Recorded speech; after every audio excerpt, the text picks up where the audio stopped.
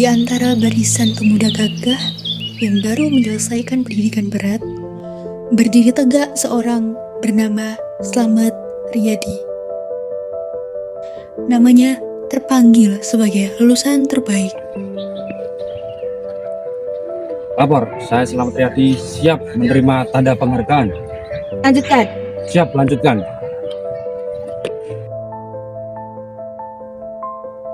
Ia melangkah maju.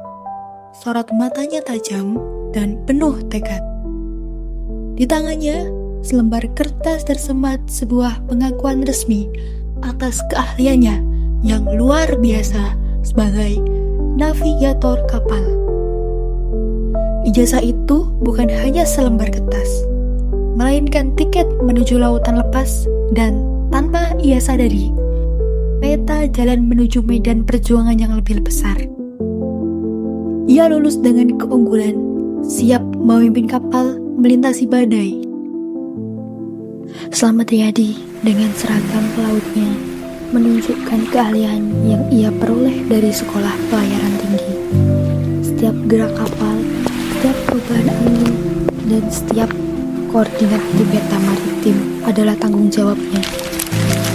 Bukan hanya sekedar menentukan arah, tetapi ia memastikan kapal itu lolos dari pengawasan.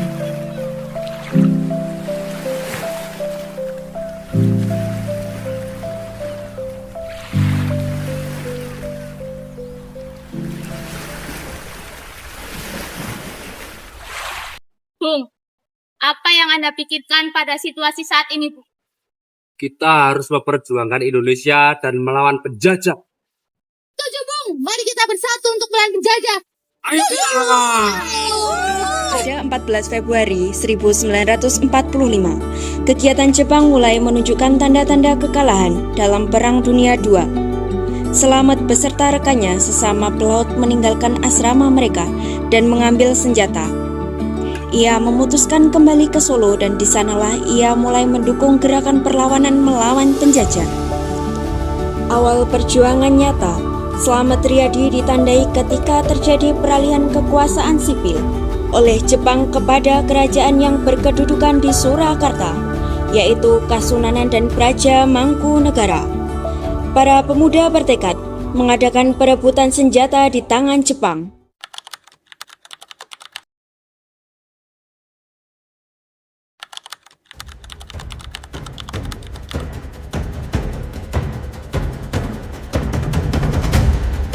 Kamu dengar nggak ada suara? Jangan-jangan penyusup. Hah? Ayo kita lari.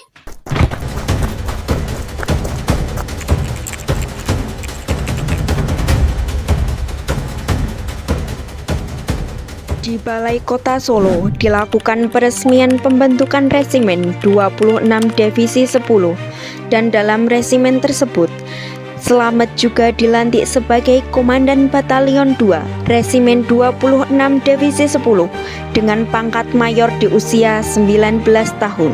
Divisi 10 kemudian diubah menjadi Divisi 4 dengan nama Divisi Penambahan Senopati, dan kiprahnya semakin membuatnya diangkat sebagai komandan brigade dengan pangkat letnan kolonel ketika menjelang agresi militer Belanda II.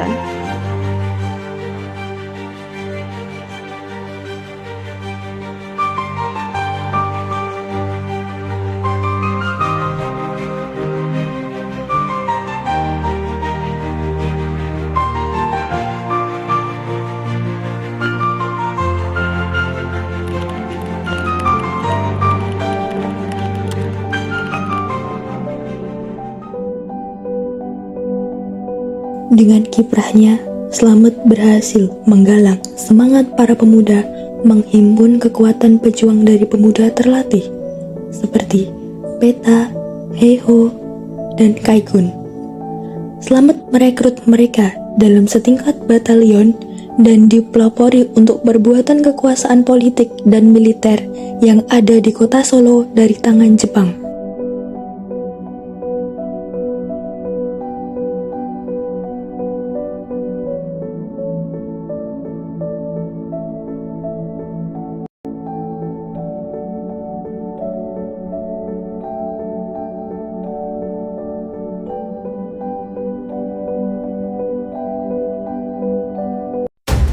Perjuangan Slamet Riyadi terus berlangsung ketika Belanda terus melancarkan aksinya untuk berusaha merebut kembali Indonesia.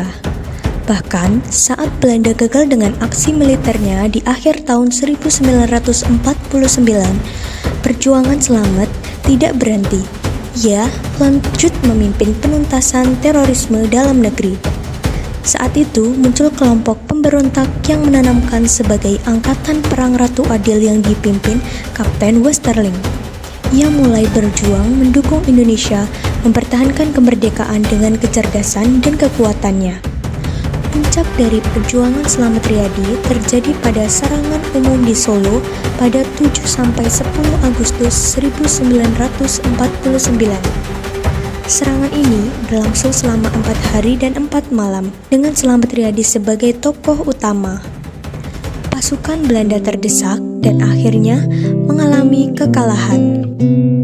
Serangan umum Surakarta yang berhasil memaksa Belanda mundur dari Solo menjadi kontribusi besar Slamet Riyadi dalam penentuan akhir kemerdekaan. Meskipun perjuangan fisik melawan Belanda berakhir pada Desember 1949.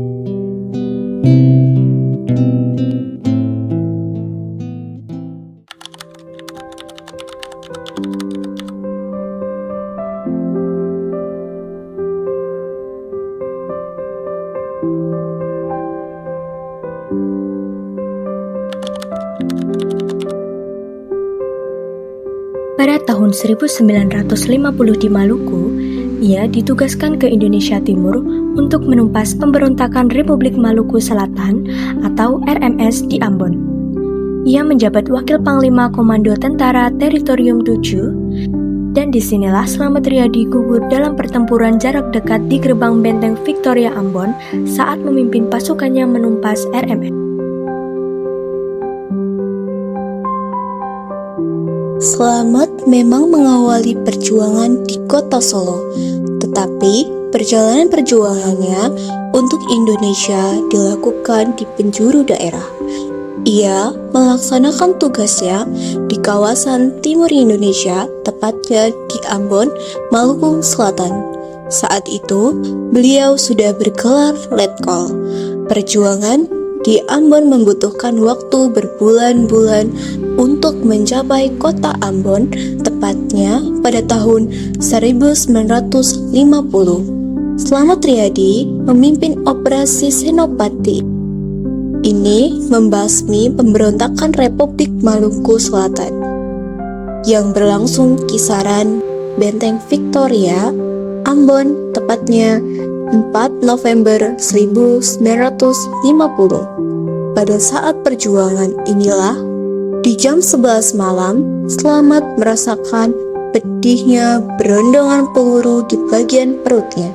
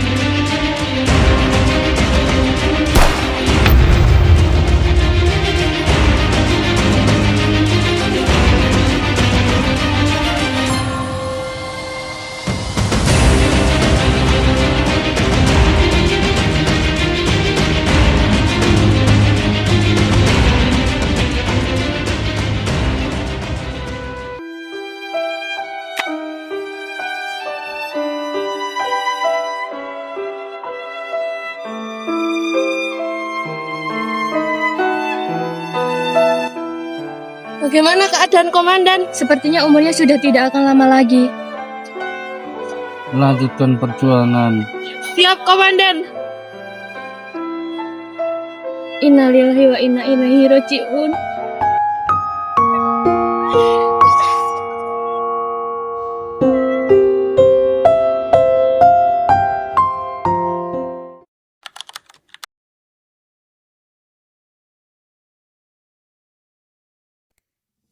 Ada beberapa nilai yang bisa diambil dari tokoh Slamet Riyadi.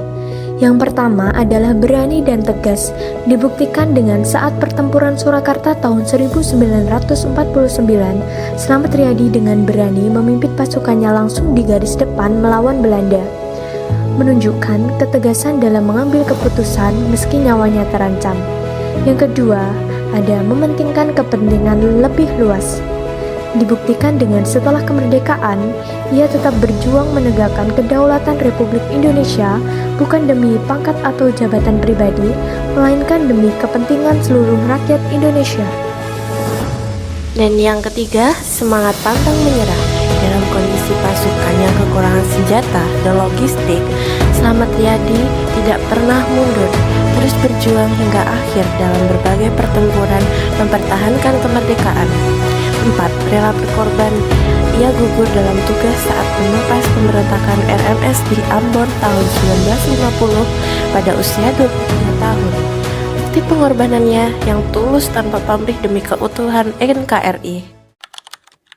Peninggalan pahlawan Ignatius Slamet Riyadi yaitu Kopassus. Ignatius Slamet Riyadi adalah pencetus ide pembentukan Kopassus. Namun, pembentukan dan pengembangan Kopassus sendiri dilakukan oleh Kolonel AE Kawilarang setelah Slamet Riyadi gugur. Slamet Riyadi mengusulkan pembentukan satuan khusus yang tangguh dan memiliki mobilitas tinggi untuk menghadapi musuh. Gagasan ini kemudian diwujudkan oleh Kawilarang dengan membentuk Kesatuan Komando atau KESKO yang kemudian berkembang menjadi Kopassus. Nama Kopassus mengalami banyak perubahan nama dan ditetapkan pada tahun 1985 sebagai Komando Pasukan Khusus. Nama Kopassus sampai saat ini digunakan sebagai simbol satuan elit TNI Angkatan Darat.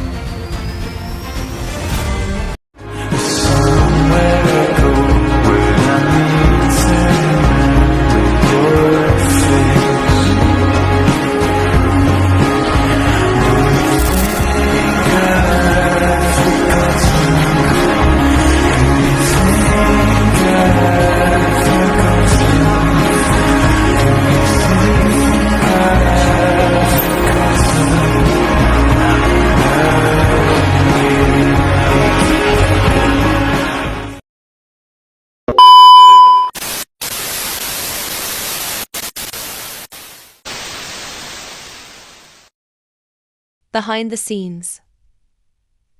Pembuatan video.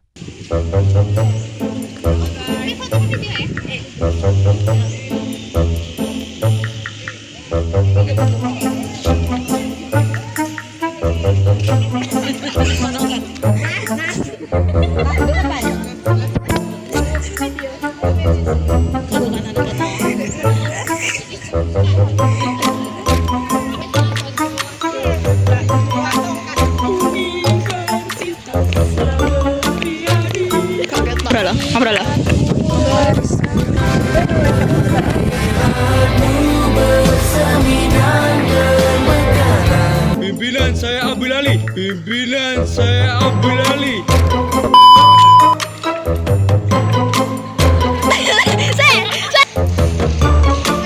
Dokumenter Tasya.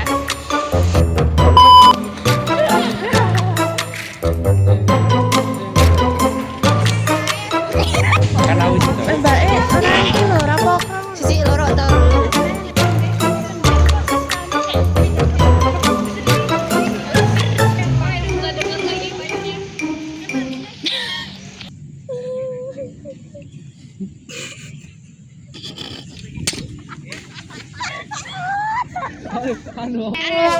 Di sini Pak Satpam guys.